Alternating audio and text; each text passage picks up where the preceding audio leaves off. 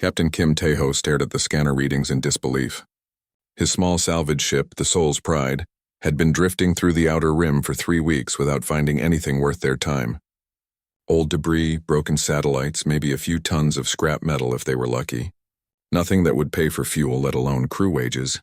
But this was different. This was impossible. Soo-jin, run the scan again, Kim said to his engineer. Something this big can't just be floating out here. Park Soo-jin bent over her console, her fingers dancing across the controls. The scanner hummed and clicked, then displayed the same impossible reading. A massive energy signature, 50 kilometers long and 12 kilometers wide, drifting silent and dark in the void. Captain, the readings are correct, Soo-jin said, her voice quiet with wonder. It's a ship. The biggest ship I've ever seen. Lee Min-ho, their pilot, whistled low. That thing's bigger than most space stations. What kind of species builds something like that? Dr. Yoon Hae-won looked up from her research station. As their communications expert and scientist, she had seen records of every known ship class in the galaxy. No current civilization has the resources to build anything this size. The power requirements alone would drain a planet's energy grid. Chief Petty Officer Choi Jin-woo, their security chief, frowned at his tactical display. Captain, I'm reading weapon signatures all along the hull. This isn't a cargo hauler. It's a warship, Kim nodded slowly. In 30 years of salvage work, he had learned to trust his instincts. Something about this felt different, important, maybe even dangerous. Take us closer, Min-ho. Nice and slow. If this thing has any active systems, I don't want to surprise them. The Soul's Pride moved forward through space, its small engines barely making a sound. As they approached the massive vessel, details became visible on their screens. The hull was dark gray, almost black, covered in scars that looked like weapon burns. Strange symbols were carved deep into the metal, symbols that didn't match any known language. My God, Hae-won whispered. Look at the design. Those curves, that architecture. I think this is a predecessor ship. Everyone on the bridge went silent. The predecessors were legend, myth, the stuff of children's stories. An ancient race that had ruled the galaxy millions of years ago, then vanished without a trace. Every species in known space had spent centuries looking for predecessor technology. Wars had been fought over single artifacts, and here was an entire ship. Are you sure? Kim asked. Hae-won nodded, her eyes wide. The energy patterns matched theoretical models. Captain, if this really is a predecessor vessel, it's worth more than entire star systems. Soo-jin's console beeped urgently. Captain, I'm detecting active power sources. The ship isn't dead. Something inside is still running. Kim felt his heart rate increase. Active predecessor technology was beyond priceless. It was the kind of discovery that could change the balance of power in the galaxy. But it also meant they weren't alone out here. Life signs? He asked. None that I can detect, Soo-jin replied. But the power readings are incredible. Whatever's generating energy in there is more advanced than anything we have. Choi Jin-woo checked his weapons display, then shook his head. Captain, our guns wouldn't even scratch that hull. If there's something hostile in there, we'll deal with that when we come to it, Kim decided. Min-ho, find us a docking port. We're going aboard. As their pilot maneuvered the Soul's Pride toward the massive vessel, Hae-won worked frantically at her station. Captain, I'm picking up communication signals. Faint, but definitely artificial. The ship's computer systems might still be active. Can you translate? I'm trying, but the language is unlike anything in our databases. It's incredibly complex, with mathematical patterns I don't recognize. The Soul's Pride shuddered slightly as it connected to an airlock on the predecessor ship's hull. The airlock was enormous, designed for vessels much larger than their small salvage craft. Atmosphere beyond the airlock is breathable, Soo-jin reported. Temperature is comfortable. Artificial gravity is active. Captain, this ship is maintaining full life support after millions of years. Kim stood up, his decision made. Soo-jin, Jin-woo, you're with me. Min-ho, keep the engines warm. Hae-won, monitor communications and try to learn more about that computer system. Captain, Hae-won said urgently, I'm detecting something else. Long-range sensors show 3 separate fleets moving toward our position. They're still hours away, but they're definitely coming here. Kim's blood went cold. What fleets? Vexani, Zephyrian, and Luminari. They must have detected the energy signature too. The 3 most powerful military forces in known space, all heading directly for them. The Vexani hegemony claimed salvage rights over anything in this sector. The Zephyrian Empire believed superior military might give them the right to any weapons technology. The Luminari Collective would argue that ancient artifacts belonged to all civilized species. What they all agreed on was that humans had no right to predecessor technology. "How long do we have?" Kim asked. 8 hours, maybe 10 if we're lucky. Kim looked at his crew. They were salvagers, not soldiers. Their ship was designed for collecting scrap, not fighting battles. Against any one of those fleets, they would be destroyed in minutes. Against all three, "Captain," Sujin said quietly, "we could try to take some small artifacts and run. Maybe we can jump to hyperspace before they arrive." Kim shook his head. "You said it yourself. This ship is still powered after millions of years. The technology here could help humanity catch up to the other species. We can't just take a few pieces and hope for the best." "Then what do we do?" Jinwoo asked. Kim smiled grimly. "We do what humans do best. We find a solution that nobody else would think of." He headed toward the airlock, his crew following behind. As they prepared to board the predecessor vessel, none of them could imagine what they were about to discover. They thought they were salvaging a dead ship. They had no idea the ship had been waiting for them. The airlock hissed open, revealing corridors that stretched beyond the reach of their lights. Kim Tae-ho stepped into the predecessor ship, followed by Sujin and Jinwoo. The walls were covered in the same strange symbols they had seen on the hull, but here they glowed with a soft blue light. "The air tastes clean," Jinwoo observed, removing his helmet, "like it was just filtered." Sujin held up her scanner, watching the readings with amazement. "Captain, these corridors are huge. They're built for beings much larger than us, and the power conduits in the walls are carrying more energy than our entire ship uses." They walked deeper into the vessel, their footsteps echoing in the vast spaces. Everything was clean, as if the ship had been abandoned yesterday instead of millions of years ago. Lights activated automatically as they approached, creating a path through the darkness. This way, Kim decided, following the corridor toward what his scanner indicated was the ship's center. "If we're going to understand this place, we need to find the bridge." Back on the Soul's Pride, Haewon worked frantically at her communication station.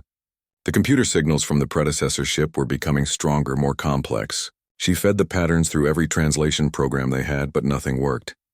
"Minho," she called to their pilot. "How are those fleets looking?" "Still coming fast," Minho replied, checking his displays. "The Vexani will arrive first about 7 hours from now. The others aren't far behind." Haewon tried a different approach with the alien signals. Instead of treating them like language, she analyzed them like music. The patterns had rhythm, structure, mathematical beauty. Suddenly something clicked. "Got it," she shouted. "It's not just language. It's a teaching system. The computer is trying to show me how to communicate with it." On the predecessor ship, Kim's team had found something incredible. The corridor opened into a vast chamber filled with holographic displays. Information flowed across surfaces in streams of light, showing star maps, technical diagrams, and symbols that hurt to look at directly. "This must be the bridge," Sujin whispered, "but it's the size of a football field." In the center of the space sat a single chair, obviously meant for the ship's commander. Kim approached it carefully, wondering what kind of being had once sat there. The chair was 3 times too large for a human, but when he touched it, something amazing happened. The chair began to change, shrinking and reshaping itself until it fit him perfectly. The holographic displays shifted, reorganizing themselves at human eye level. Text appeared in the air, slowly changing from alien symbols to words he could read. "Welcome," the ship said, its voice coming from everywhere at once. "I have waited long for minds such as yours." Kim nearly fell out of the chair. "You can talk? You've been awake this whole time?" "I am the Eternal Vigil," the ship replied. "I have observed your species for many cycles. You think differently than the others. This is why I chose to respond to your presence." Sujin stepped forward, her engineer's mind racing. "You've been watching us?" "For how long?" "Since your species began traveling between stars. Most races follow predictable patterns. They see a problem and apply standard solutions. Humans see a problem and create new solutions. This is why my builders would approve of you." Jinwoo remained suspicious. "Your builders? The predecessors? Where are they?" "Gone beyond the need for physical form," the Eternal Vigil said. But they left instructions.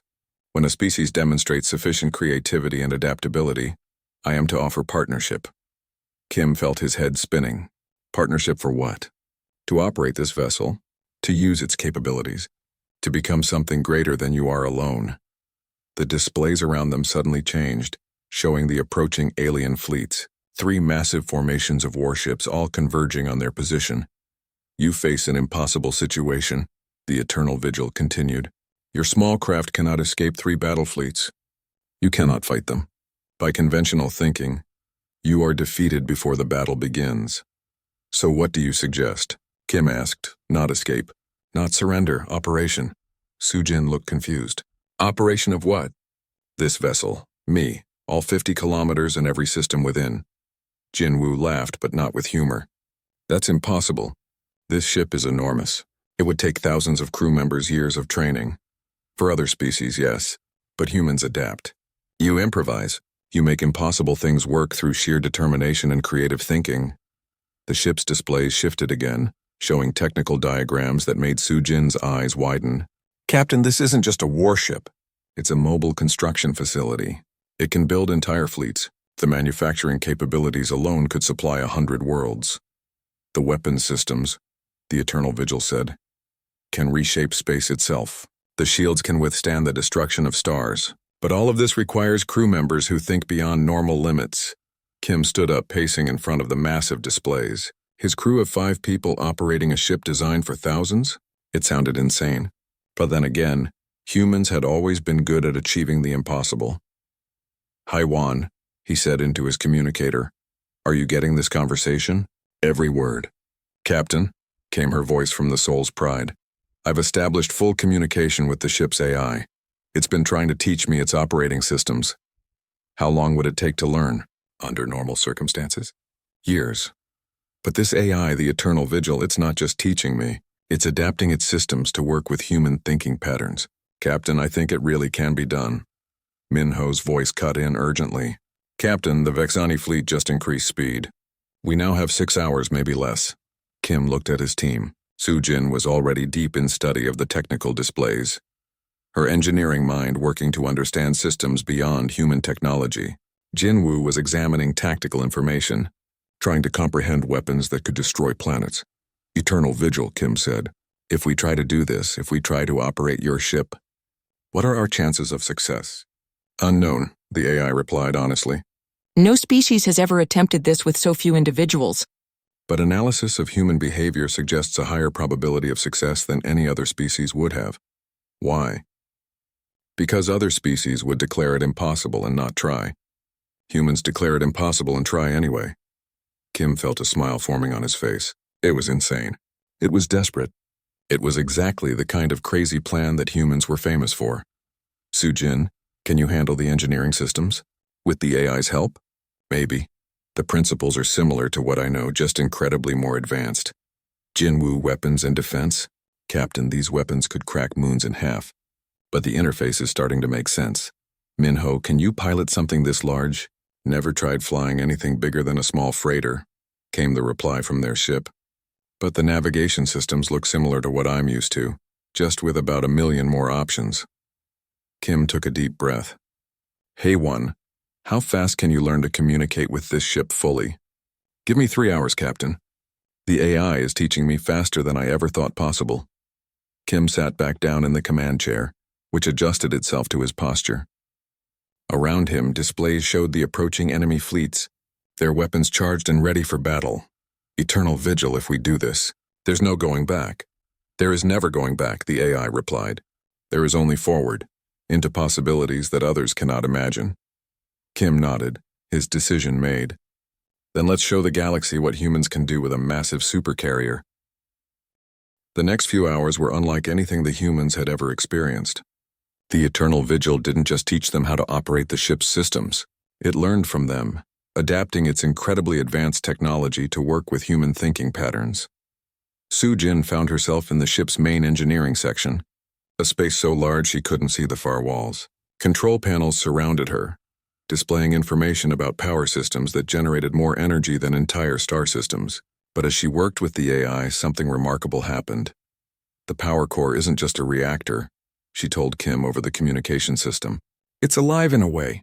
It responds to intention, to creativity. When I think about what I need the system to do, it finds ways to make it happen. The engineering systems were designed around something the predecessors called adaptive resonance. Instead of rigid programming, the ship's technology evolved and improved based on how it was used.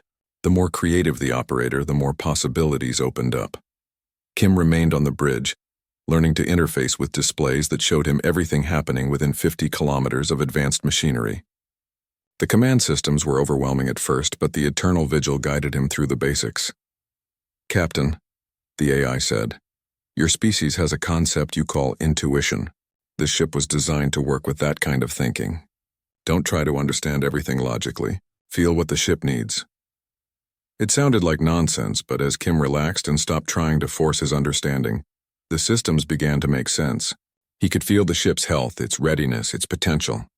It was like learning to drive a vehicle that could think alongside him. Jinwoo had discovered something incredible in the weapons sections.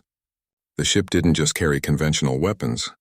Its defensive systems included energy fields that could stop incoming attacks, tractor beams that could move entire asteroids, and weapons that manipulated the fabric of space itself.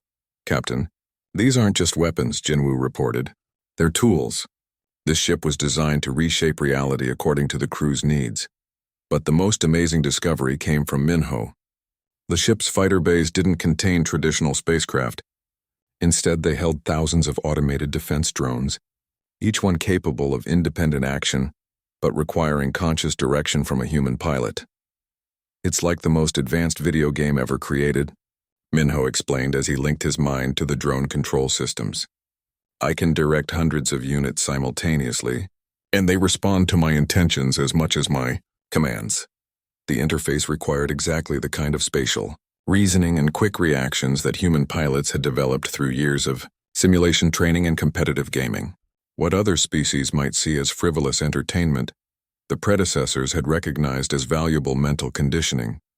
HFY worked frantically to establish full communication with the ship's systems. The eternal vigil was teaching her not just its language, but entirely new ways of thinking about information and communication. "The ship doesn't just store data," she reported. "It creates knowledge. It can analyze situations and provide insights that no one else would think of. Captain, this AI isn't just a computer. It's a partner." With 4 hours remaining before the first alien fleet arrived, something remarkable happened. The ship's systems came fully online, responding to the human crew as if they had been working together for years instead of hours. Kim felt it first on the bridge. The displays around him suddenly became clear and intuitive. He could see not just what was happening, but what could happen. Possible futures branched out before him like a vast tree of choices. Sujin felt the engineering system surge with new energy. Power flowed through conduits in patterns that were both incredibly efficient and strangely beautiful. The ship wasn't just working. It was alive and eager. Jinwoo found himself connected to defensive systems that could protect not just the ship, but entire fleets if necessary. Weapons that could destroy planets also had settings for non-lethal restraint, for protection instead of destruction. Minho felt thousands of defense drones responding to his thoughts. Each unit was like an extension of his own reflexes, moving through space in patterns that were more like dance than warfare. HFY established communication links that could reach across star systems, translate between any known languages, and even facilitate understanding between species that had never met before. "Status report," Kim called out. "Engineering systems are fully operational and improving by the minute," Sujin replied. "Captain, this ship is learning from us as much as we're learning from it." "Weapons and defense are ready," Jinwoo reported. "I have options I never dreamed possible." "Drone systems are active," Minho added. "I can coordinate defensive patterns that will make those alien fleets think they're facing 100 ships instead of one." "Communications are established with all approaching fleets," HFY said. "The Vexani fleet will arrive in 90 minutes.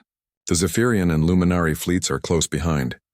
Kim looked at the tactical display, watching the 3 alien formations approach. Each fleet was powerful enough to conquer star systems.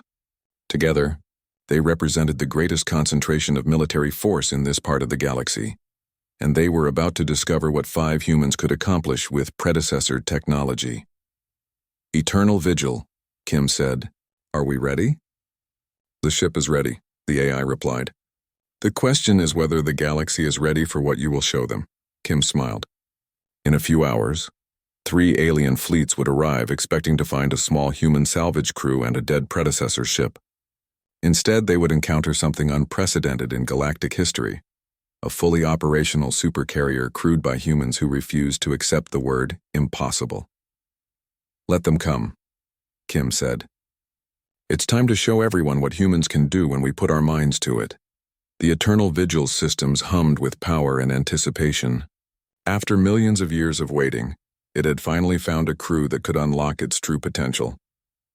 The approaching alien fleets had no idea what they were about to face. The age of human space warfare was about to begin, and it would be unlike anything the galaxy had ever seen. The Vexani fleet arrived first, as expected. 12 heavy cruisers and twice as many smaller vessels dropped out of hyperspace in perfect formation. Their reptilian crews had spent centuries perfecting military precision, and they approached the predecessor ship with confident authority.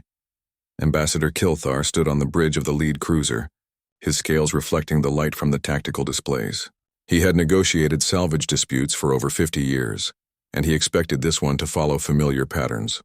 Humans would argue, make unreasonable demands, then accept whatever terms he offered. But when his sensors detected the massive ship's energy signature, his confidence wavered. Commander, his tactical officer reported, the predecessor vessel is showing full power readings. All systems appear to be active. Kilthar stared at the displays in disbelief. No one had ever successfully activated predecessor technology beyond simple artifacts. A fully operational ship was impossible. Open communication with the human vessel, he ordered.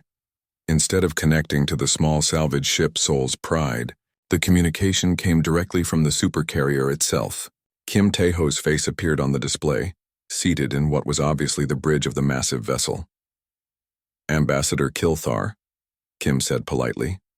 Welcome to this sector. I hope your journey wasn't too difficult. Kilthar's jaw dropped. The human was sitting on the bridge of an active predecessor ship, speaking as casually as if he were discussing the weather. Human, you will surrender that vessel immediately, Kilthar managed to say. Under the Galactic Salvage Accords, the Vexani hegemony claims priority rights to all artifacts in this sector. Kim nodded thoughtfully. I understand your position, Ambassador. However, we seem to have a small problem with that approach. The ship chose us, not the other way around. Before Kilthar could respond, the Zephyrian fleet arrived. 24 warships built for pure combat effectiveness took aggressive positions around the area. Their insectoid crews lived for battle, and Fleet Commander Morgeth had no patience for diplomatic negotiations. All vessels. This is Fleet Commander Morgeth of the Zephyrian Empire, came the harsh communication. The weapons technology on that ship belongs to the strongest military force. Surrender now or be destroyed. The Third Fleet materialized moments later. The Luminari ships were elegant, their crystalline hulls reflecting starlight in beautiful patterns. High Counselor Velnasa preferred peaceful solutions, but her ethereal species believed firmly that ancient knowledge belonged to all civilized races. To all present, Velnasa's melodic voice filled the communication channels. The Luminari Collective proposes immediate mediation.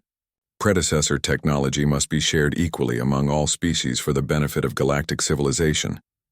Kim found himself facing 3 alien fleets simultaneously, each one capable of destroying his original ship without effort.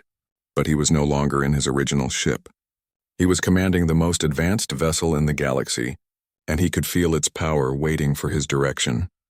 Honored representatives, Kim said, addressing all 3 fleets, I appreciate your various positions, but I think we should discuss this reasonably. Haywan had been monitoring the alien communications, and she quickly briefed Kim on what she had learned. Captain, the Vexani are preparing legal arguments about salvage rights. The Zephyrians are charging weapons and moving into attack formation. The Luminari are trying to position stealth ships for a surprise boarding action. Kim smiled. Each alien species was following exactly the approach he had expected. Rigid, predictable, conventional thinking. Eternal Vigil, he said quietly. Can you show our guests some of the ship's capabilities? Nothing threatening, just impressive. Of course, Captain. The supercarrier's manufacturing bays came online. visible through energy fields that allowed the aliens to observe what was happening inside. Within minutes, the ship produced a dozen medical supply containers, each one filled with advanced healing technology. Sujin's voice came over the communication system. Fleet Commander Morgeth, we detected some equipment failures on your third cruiser. These medical supplies should help with the crew injuries you haven't reported yet. The Zephyrian commander was stunned into silence. His sensors confirmed the equipment problems, but his crew hadn't mentioned any injuries. How could the humans know about internal problems on his own ship? The manufacturing systems continued working, creating improved shield generators perfectly calibrated for Vexani ship designs, then communication arrays that would enhance luminary networking capabilities by 200%.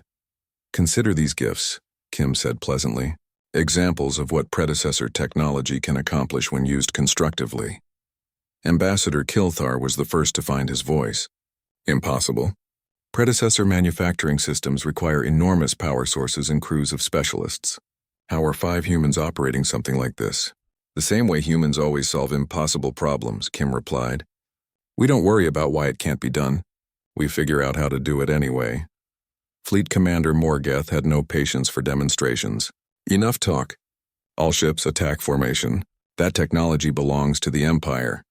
His cruisers moved forward, weapons charging, ready to take the Supercarrier by force. This proved to be a critical mistake that would change everything.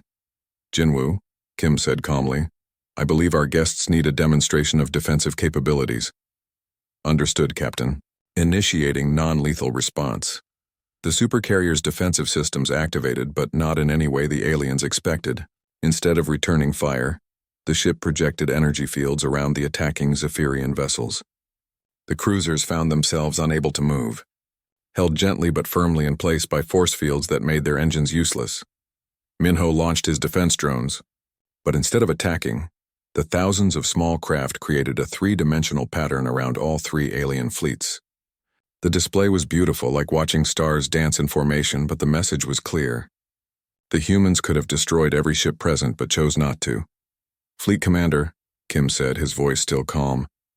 Your ships and crews are completely safe, but I think this demonstrates that traditional approaches to this situation might not be effective. Morgeth struggled to understand what had happened. His most powerful warships had been neutralized without a shot being fired. The human ship had shown overwhelming superiority while simultaneously showing restraint. High Counselor Velnasa spoke carefully. Captain Kim, your demonstration is impressive, but surely you understand that no single species can be trusted with such power. I agree completely, Kim said, surprising everyone, which is why we don't intend to keep it to ourselves. The alien fleets went silent, trying to process what they had just heard. In their experience, superior technology always led to domination. The species with the best weapons ruled over those with weaker ones. The concept of voluntarily sharing ultimate power was beyond their understanding. What are you proposing? Kilthar asked suspiciously. Kim looked at his crew, all of them working smoothly with systems beyond their original comprehension. The Eternal Vigil had chosen well. Humans really could think beyond conventional limits. I'm proposing something new, Kim said. Something that's never been tried before in galactic history. Kim Taeho stood up from the command chair, looking at the displays showing 3 alien fleets surrounding his ship. Each fleet represented thousands of years of military tradition, rigid hierarchies, and the belief that might made right. What he was about to propose would challenge everything they thought they knew about power and politics. Honored representatives, Kim began, his voice carrying clearly across all communication channels. What if we stopped thinking about this as a competition? Fleet Commander Morgeth's harsh voice crackled through the speakers. Explain yourself, human. You hold the most powerful ship in the galaxy. You could demand anything you want. That's exactly the problem, Kim replied. For too long, galactic politics has been about who can force their will on others. The strongest species make the rules, the weaker ones follow or get destroyed. But what if there was another way? He gestured to his crew, all of them working smoothly with technology that should have been impossible for them to understand. The Eternal Vigil didn't choose us because we're the strongest. It chose us because we think differently. Sujin's voice came over the communication system as she addressed the alien fleets directly. The predecessor technology isn't just weapons and shields. It's manufacturing systems that can solve resource shortages across entire sectors. Medical technology that can cure diseases affecting all our species. Knowledge that can help everyone. Heywan added her own observations. I've been studying the ship's historical records. The predecessors didn't disappear because they were conquered.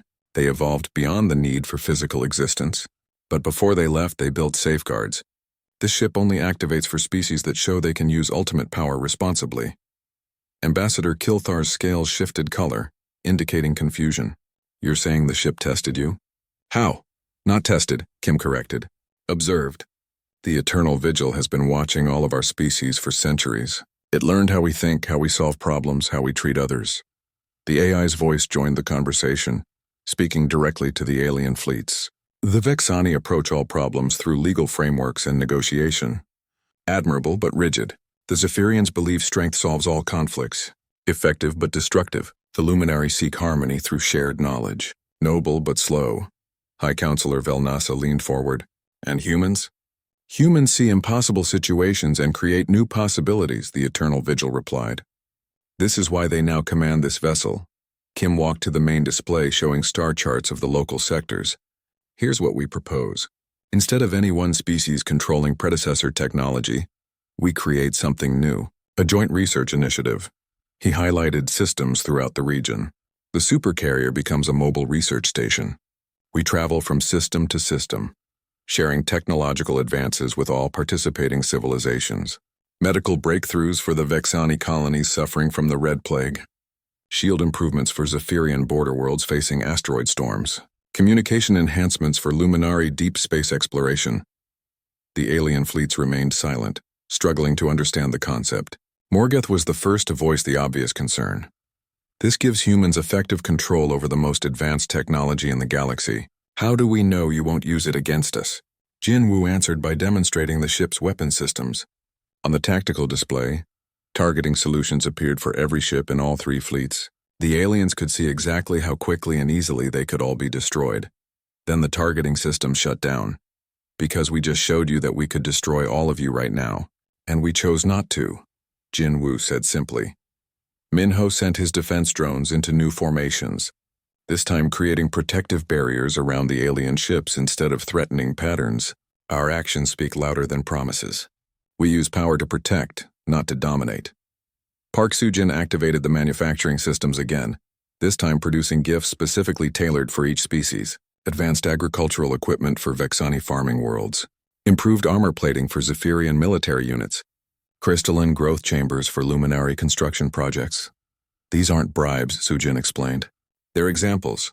This is what we can accomplish when we work together, instead of fighting over who gets to be in charge. Ambassador Kilthar studied the agricultural equipment with amazement. This technology could increase crop yields by 300%. Our border worlds could finally become self-sufficient. Fleet Commander Morgoth examined the armor specifications. These improvements would save thousands of lives in our conflicts with the Star Raiders. High Counselor Velnasa analyzed the crystalline chambers with wonder. Our deep space habitats could expand at 10 times their current rate. Kim nodded. And this is just the beginning. Imagine what we could accomplish with full cooperation. Disease eradication, resource abundance, technologies that benefit everyone instead of giving one species advantage over the others. The Eternal Vigil spoke again. The predecessors faced this same choice millions of years ago. They could have used their technology to rule the galaxy through force. Instead, they chose to transcend conflict entirely. They left the ship as a test for species mature enough to follow their example. What you're describing has never been done, Velnasa said thoughtfully. Species compete. It's the natural order. Natural doesn't mean unchangeable, Kim replied. Humans used to fight constant wars over resources and territory. We learned to cooperate when we realized we could accomplish more together than apart. Minho highlighted something on the tactical display. Look at what we've already accomplished. 5 humans working with an AI partner, operating technology that should require thousands of specialists. Cooperation creates possibilities that competition can't match. The 3 alien fleets considered the proposal in silence. Everything about it violated their understanding of how power worked in the galaxy. The strong ruled the weak. Technology gave advantage to those who controlled it. Trust between species was impossible, but they were looking at proof that their assumptions might be wrong. There would need to be safeguards, Kilthar said carefully. Agreements about how technology is shared, procedures for resolving disputes. Absolutely, Kim agreed. Full transparency. Every breakthrough shared immediately. No military applications without unanimous consent from all participants. Morgoth struggled with concepts that went against everything his species believed. And if other species threaten us? The Star Raiders, the Void Hunters? Then we defend together, Jinwu replied. Unified defense is stronger than individual military forces. The discussions continued for hours. Three species that had spent centuries competing with each other, slowly beginning to imagine a different way of thinking about galactic politics. Finally, High Counselor Vel Nasa spoke for all of them. This proposal is unprecedented, dangerous. It could change the fundamental nature of civilization itself. Kim smiled. Yes, it could. The question is whether that change would be for the better. One by one, the alien fleets agreed to what would become known as the Vigil Accords, not because they were forced to, but because they were offered something better than the endless cycle of competition and conflict. 6 months later, Captain Kim Taeho looked out from the bridge of the Eternal Vigil at a sight that would have been impossible before. Ships from dozens of species working together on projects that benefited everyone. Research stations where former enemies collaborated on curing diseases. Manufacturing facilities where advanced technology was shared freely, instead of hoarded for advantage. The predecessors would be proud, the Eternal Vigil observed. Kim nodded, watching a Vexani medical ship working alongside a Zephyrian transport to deliver supplies to disaster-stricken colonies. Sometimes the most advanced civilizations need to learn from those who are still young enough to believe in impossible solutions. The galaxy was changing, not through conquest or domination, but through the radical idea that power shared multiplied instead of divided. And it had all started with 5 humans who refused to accept that something couldn't be done. The age of cooperation had begun, and the universe would never be the same.